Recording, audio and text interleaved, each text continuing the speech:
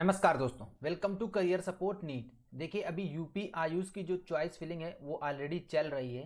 तो इस choice filling से रिलेटेड जो कुछ भी आपको एक इम्पॉर्टेंट अपडेट देना है वो मैं दे देता हूँ। देखिए, जो चॉइस फिलिंग चलेगी वो 15 दिसंबर तक चलेगी। एज ऑफ नाउ क्या है कि आज 14 तारीख है, पोर्टल अच्छे से चल रहा है, आप लोग अपनी चॉइस फिलिंग कर लीजिए। अब मैं ये बात बता देता हूँ आप लोगों को कि इसमें कौन कौन इसमें एलिजिबल है, कौन कौन पार्टिसिपेट कर सकता है। तो देखो, जो महत्वपूर्ण निर्देश है उसमें ये क्लियरली लिख दिया गया है, इसको आप लोग पढ़ भी सकते हो और मैं भी आपको बता देता हूँ कि जिनको first round, second round, third round या एक्स्ट्रा वैकेंसी राउंड 1 से सीट आवंटित हुई थी, आपने एडमिशन लिया नहीं लिया उससे कोई मतलब नहीं है। अगर आपको सीट आवंटित हुई है दैट मीन्स अलॉटमेंट हुआ है अगर आपका, तो आप इन एलिजिबल हो एक्स्ट्रा वैकेंसी राउंड 2 के लिए। डबल ए ट्रिपल सी ने अगर आपको इन एलिजिबल डिक्लेयर कर रखा है तो आप इन एलिजिबल हो एक्स्ट्रा वैकेंसी राउंड 2 के लिए। अगर कोई ऐसा बच्चा है जिसका न्यूनतम परसेंटाइल 35% से परसेंट है बट उसके 50% मार्क्स नहीं है पीसीबी में, पीसीबी जो बच्चा आउट स्टेट का है या यूपी का ही है जनरल कैटेगरी का, उसके अगर पीसीबी में 50% मार्क्स नहीं है क्लास 12th में तो वो एक्स्ट्रा वैकेंसी राउंड 2 के लिए एलिजिबल नहीं है। ठीक है। ऐसे अभ्यर्थी जिन्होंने ऑनलाइन वेरिफिकेशन के समय रिजेक्ट किया गया, मतलब जिनका ऑनलाइन वेरिफिकेशन नहीं हुआ है, वो लोग भी इसमें चॉइस फिलिंग के लिए एलिजिबल नहीं होंगे।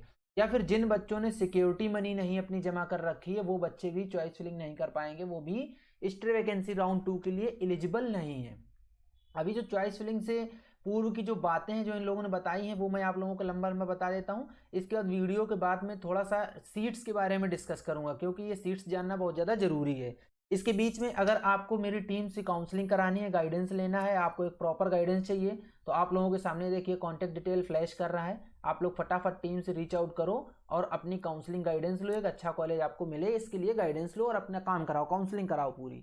मैंने जैसे बताया आपको कि चॉइस फिलिंग 15 दिसंबर को दोपहर 12 बजे तक ही पोर्टल ओपन रहेगा।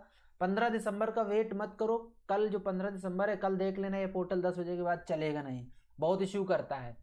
जिन लोगों ने सिक्योरिटी मनी 20,000 जमा कर रखी है वो ओनली गवर्नमेंट कॉलेज के लिए अप्लाई कर सकते हैं। जिन लोगों ने सिक्योरिटी मनी 50,000 पे कर रखी है वो गवर्नमेंट प्लस प्राइवेट दोनों के लिए अप्लाई कर सकते हैं। 50,000 में ही आपका गवर्नमेंट भी इंक्लूड हो जाएगा, लेकिन अगर आपने ओनली 20,000 जमा कर रखा है तो फिर आप सिर्फ गवर्नमेंट कॉलेज के लिए अप्लाई कर पाओगे। अन्य प्रदेश के अभ्यर्थी, मतलब जो अदर स्टेट के हैं, उन लोगों ने 50,000 सिक्योरिटी मनी पे करी थी तो वो लोग प्राइवेट कॉलेजेस के लिए अप्लाई कर सकते हैं किसी भी प्राइवेट कॉलेज में। अगर आपकी सिक्योरिटी मनी नॉट पेड दिखा रहा है तो फिर आप अप्लाई नहीं कर पाओगे, आप इस चीज को समझिए।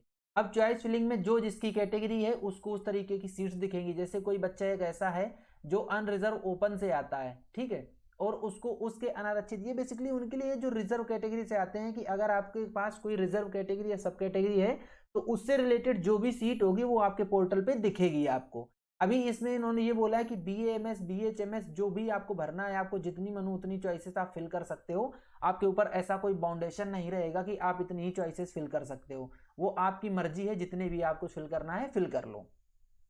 यहाँ पे इन्होंने दिया हुआ है देखो इस पूर्ण रूप से कि अब एक चीज और इन्होंने बोली है कि अगर आप चॉइसेस को लॉक करोगे तो चॉइसेस, जो चॉइस लॉकिंग का ऑप्शन रहेगा वो OTP बेस्ड रहेगा। मतलब जब आप चॉइस फिलिंग करोगे, अभी तो मैंने बहुत सारे बच्चों की कर दी है, जब आप चॉइस फिलिंग करोगे तो सारी चॉइसेस सेलेक्ट करने के बाद फिर आपसे बोलेगा चॉइस लॉक करने के लिए। तो चॉइस लॉक करने के बाद आप आई अग्री वाले ऑप्शन पे क्लिक करोगे, फिर आपको उसमें जाके पासवर्ड अपना फिल करना होगा। पासवर्ड फिल करने के बाद आपके पास OTP आएगा और OTP बेस्ड जो पूरी चॉइस लॉकिंग की फैसिलिटी रहने वाली है, प्रक्रिया जो पूरी है वो रहने वाली है। आपको जितनी मन हो उतनी चॉइसेस फिल करो, आपको मन हो BAMS BHMS BUMS जो मन हो वो फिल कर दो, सब कुछ अवेलेबल है, सब कुछ आपके लिए एलिजिबल हो अगर आपने 50,000 सिक्योरिटी पे कर रखी। ठीक है। इन्होंने ये बोला अभ्यर्थियों को सलाह दी जाती है कि जो भी आपका email ID, mobile number, OTP वगैरह आएगा ये सब गुप्त रखो और आपके पास ही आएगा, इसकी जरूरत पड़ती रहेगी। एक बार आपने चॉइस को लॉक कर दिया तो फिर वो दोबारा अनलॉक नहीं होगी, ये समझिए आप। अगर आप चॉइसेस को लॉक कर चुके हो तो एक बार अनलॉक करने के बाद दोबारा अनलॉक का ऑप्शन इसमें नहीं दिया गया है। अगर आपने सपोज कॉलेजेस फिल कर दिए 1 2 3, अब आपको 3 पे 1 पे ले जाना है, 1 को 2 पे लेके आना है, तो यहाँ पे एक अप एरो बना रहेगा, एक डाउन एरो बना रहेगा सबके सामने, इसको अप पे क्लिक करते करते ऊपर ले जाओ, इसको डाउन कर सकते हो, ये चीज कर सकते हो। अब इसके बाद बहुत ज्यादा इंपॉर्टेंट चीज, आपने चॉइस फिलिंग तो कर दी, उसके बाद अगर आप चॉइसेस लॉक नहीं कर रहे हो तो आपकी वो चॉइस फील्ड मानी नहीं जाएंगी, उनको इंक्लूड नहीं किया जाएगा। तो आपको चॉइस लॉक करना ही करना है, कंपलसरी है चॉइस लॉकिंग। चॉइस लॉक करोगे तो आपका ओटीपी बेस्ड चॉइस लॉकिंग होगा। आप जब भी चॉइस लॉक करने की कोशिश करोगे बार बार पोर्टल लॉग आउट हो जाएगा, तो आप थोड़ा सा ध्यान दीजिएगा, चॉइस लॉक करना ही करना है, ठीक है। अब देखो मोस्ट इंपॉर्टेंट चीज़ें जो चलती हैं वो ये चलती हैं कि अभी तक बहुत ज़्यादा इशू चल रहा था कि कॉलेजेस ऐड होंगे। कोई कॉलेज ऐड नहीं हो रहा है, जिसको जो परमिशन मिलनी थी वो मिल चुकी। अभी जितने वैकेंट सीट हैं वो सारी वैकेंट सीट अवेलेबल हैं, आप लोगों के सामने मैं डिस्कस भी कर चुका हूँ। आप वीडियो रीच आउट कर सकते हो या टीम से रीच आउट कर सकते हो, टीम आपको बता देगी। तो कोई कॉलेज ऐड नहीं हो रहा है, एक्स्ट्रा सीट कोई ऐड नहीं हो रही हैं, ठीक है। वेट मत करो अननेसेसरी का दुनिया भर का, मेरे हिसाब से टाइम से अपनी चीज़ें कर लो। ना तो कोई एक्स्ट्रा सीट ऐड हो रही है, इन सब बातों पे पूर्ण विराम लग चुका है। अभी तक बहुत सारे ऐसे र्यूमर्स चल रहे थे कि सीट ऐड हो जाएंगी तो अभी एक्स्ट्रा सीट मिल सकती हैं कॉलेजेस को, ये सब चीज़ें, तो इन सब बातों पे पूर्ण विराम लग चुका है।